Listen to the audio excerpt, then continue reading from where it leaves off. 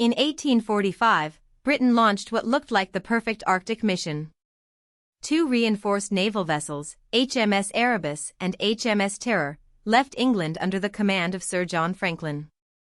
Their assignment sounded simple on paper but immense in reality: complete the final unknown stretch of the Northwest Passage through the Canadian Arctic, and gather magnetic observations that might improve long-distance navigation.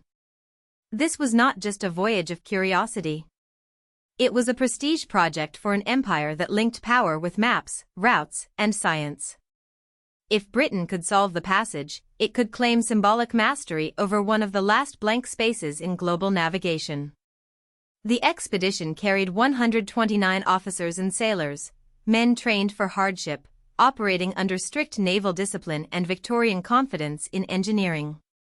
From the perspective of London, this looked like capability meeting destiny. From the perspective of the Arctic, it was a collision between imperial planning and an environment that does not negotiate. The expedition was seen by a whaling ship in July 1845, and after that, silence. To understand why this story still grips people, we need to look at the mindset of the time. The mid-19th century believed deeply in progress through technology and organization. Erebus and Terror were not improvised craft. They were serious naval machines adapted for polar use, carrying supplies and equipment with the expectation of multi-year operations. The mission combined geography, state ambition, and practical science. Magnetic data mattered because compass behavior at high latitudes could be erratic, and safer navigation was an economic and military concern. So Franklin's expedition was framed as exploration with measurable national benefit, not just heroic adventure. But one hidden vulnerability ran through all planning: assumptions built in temperate offices often fail in polar systems. Sea ice in narrow straits can trap ships for seasons, not days. Distance is deceptive when every mile may require waiting for thaw that never comes. Resupply is nearly impossible.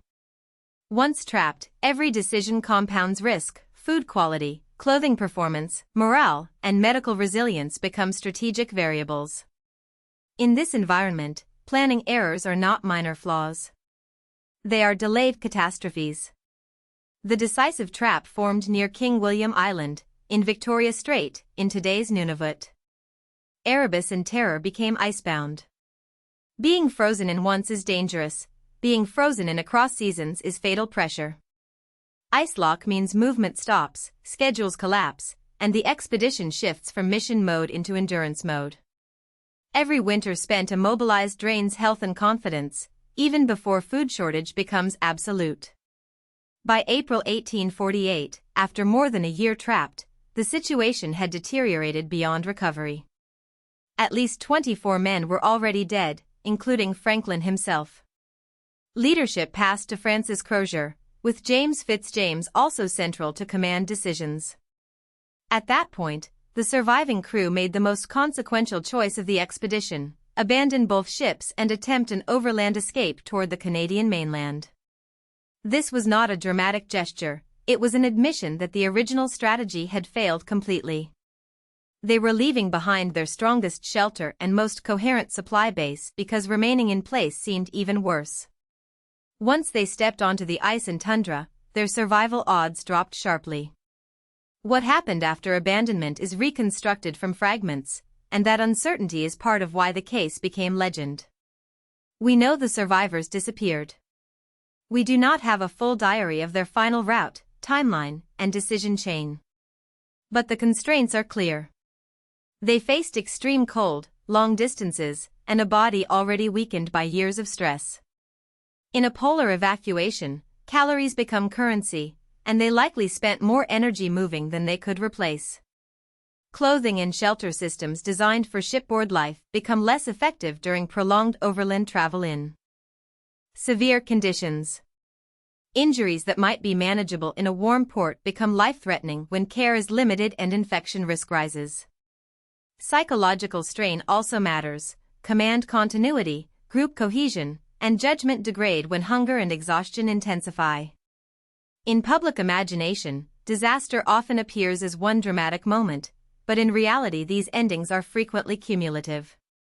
The Franklin Party probably did not vanish in one event. They likely declined in stages, with each stage shrinking choices until none remained. Back in Britain, silence became political and personal pressure. Jane Franklin, Sir John Franklin's wife, pushed relentlessly for action, and the Admiralty began search operations in 1848. Over the following decades, multiple expeditions combed Arctic routes for traces. These searches had mixed motives: humanitarian concern, national reputation, and strategic mapping. They produced partial finds rather than closure, scattered artifacts, fragmented reports, and eventually human remains from members of the expedition. Some remains were returned to Britain, reinforcing the emotional scale of the loss. One reason this saga shaped Arctic history is that the search for Franklin generated new exploration of its own. Routes were charted, coastlines better understood, and logistical lessons learned at high cost. Even failure created data. Yet the same process also created controversy. Witness accounts, especially those implying extreme survival behavior, were resisted by parts of the British establishment because they clashed with heroic narratives of disciplined naval men. So from early on, the Franklin story was not only an evidence puzzle. It was a struggle over what version of empire, heroism, and truth society could tolerate. The causes of death were never likely to be single factor, and modern analysis supports a multi-cause collapse. Exposure and hypothermia are obvious in Arctic conditions, but they interact with starvation, vitamin deficiencies, and disease. Scurvy, linked to prolonged vitamin C deficiency, can devastate connective tissue, healing, and endurance, making even routine exertion punishing. Starvation degrades immunity, judgment, and muscle function, turning travel into attrition. Scientific work has also examined heavy metal exposure, especially lead, along with possible zinc deficiency.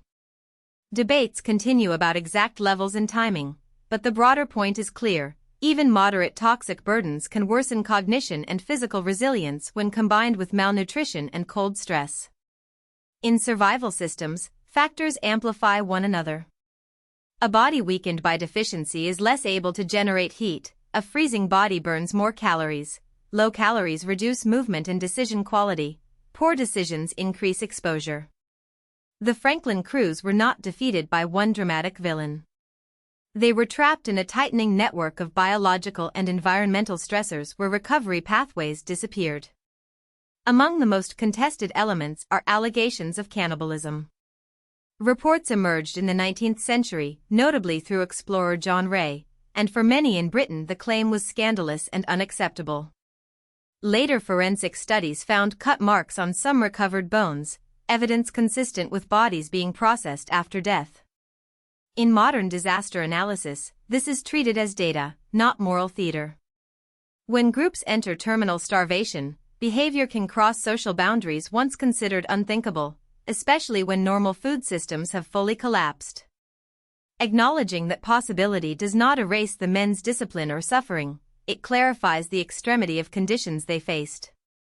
The controversy itself reveals how historical memory works. Societies often protect identity by rejecting evidence that complicates heroic myths. But responsible history has to absorb uncomfortable facts. In the Franklin case, those facts suggest the final phase was not a noble final stand in clean uniforms. It was likely prolonged desperation in lethal terrain, where survival instincts operated under catastrophic scarcity. That makes the story harsher, but also more human and more truthful. There is a historical irony at the center of this expedition. It failed catastrophically in human terms, yet it still contributed to the long project it sought to complete. Search missions sent to locate Franklin improved geographic knowledge and pressed deeper into Arctic routes. One of those related efforts, led by Robert McClure, identified an icebound connection linking the Atlantic and Pacific through northern channels. That mattered conceptually. A passage existed, even if not practically navigable for routine vessels at the time. Full boat navigation of the Northwest Passage came later, in 1906, when Roald Amundsen traversed it with the GJOA. So Franklin's mission did not achieve operational success, but it sits inside a chain of discovery that eventually resolved the geographic question. This pattern appears often in exploration history. One expedition pays the highest price, and later ventures harvest the navigational and scientific consequences. Recognizing that pattern should not romanticize loss. It should remind us that knowledge can advance through systems that are ethically and logistically brutal, especially when ambition outruns environmental reality. For more than a century, the physical fate of Erebus and Terror remained unresolved, which preserved the mystery. That changed in the 21st century. In 2014, Parks Canada located the wreck of Erebus in the eastern Queen Maud Gulf. In 2016, the Arctic Research Foundation found Terror south of King William Island in what is now called Terror Bay. These were landmark discoveries, not treasure hunt moments. A wreck site is a time capsule of decisions, adaptations, and final conditions. Hull damage, object placement, and preserved artifacts can refine timelines and challenge assumptions built from incomplete written sources. The wrecks are now protected together as the wrecks of HMS Erebus and HMS Terror National Historic Site, and research dives continue seasonally. Protection matters because these are fragile archives in cold water, not renewable resources. Each careful survey can add one more piece to a puzzle that resisted closure for generations. The modern phase of the Franklin story is therefore not myth-making. It is structured evidence work that bridges archaeology, maritime history, and polar science. So what does the Franklin expedition ultimately teach? First, technology and rank do not neutralize environment. The British Navy brought expertise, hierarchy, and confidence, yet Arctic systems imposed their own terms. Second, catastrophe is often cumulative. The expedition likely failed through interacting pressures, ice entrapment, nutritional decline, disease, toxic exposure, and logistical exhaustion, each worsening the next. Third, historical truth is rarely comfortable. Cannibalism evidence, leadership uncertainty, and prolonged suffering resist the cleaner heroic narrative many wanted.